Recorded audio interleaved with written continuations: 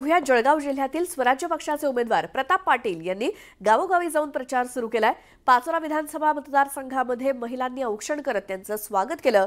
यावेळी शहरातून रॅली काढण्यात आली आणि या निवडणुकीत परिवर्तन निश्चित असून विजयाचा 100% दावा प्रताप पाटील यांनी केलाय। त्यांच्याशी संवाद साधला आमचे प्रतिनिधी नितीन नांदुरकर यांनी। काय सांगाल, गल्लीबोळात तुमचा दररोज प्रचार चालू आहे, कसा प्रतिसाद मिळतोय या सर्व मतदारांकडून आपल्याला? चांगला प्रतिसाद मिळतोय मला।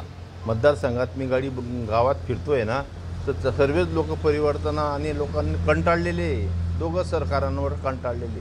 कारण 5 वर्षात त्यांनी बरेच उलटा पालटा केले। 50 तासाचं सरकार, 8 दिवसाचं सरकार, असे बरेच प्रकार केलेले आहेत त्यांनी आणि खुर्ची करतात ते काही तडजोड करतात। साहेब, तुम्ही देखील काही राष्ट्रीय पक्षामध्ये या ठिकाणी होतात, मात्र अचानक स्वराज्य पक्षाची उमेदवारी तुम्ही या ठिकाणी उमेदवार म्हणून जाहीर केलेली आहे।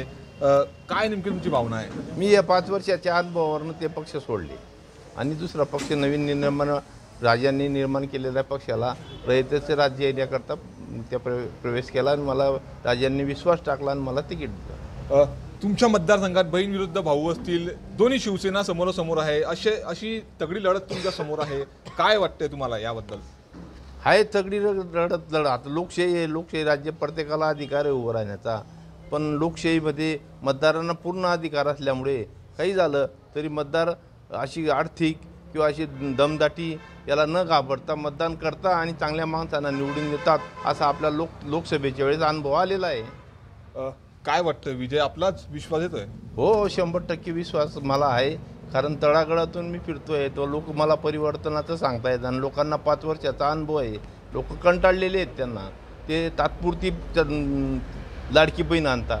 पहिले कुठे गेली? 10 वर्षापासून सरकार त्यांचं, मग लाडकी बहीण पहिले का केली नाही? आता शेवटच्या महिन्याला पैसे वाटताय, पुढे काय होईल त्याचं आपल्याला काही सांगता येत नाही। नितीन नांदुरकर, न्यूज 18 लोकमत, जळगाव।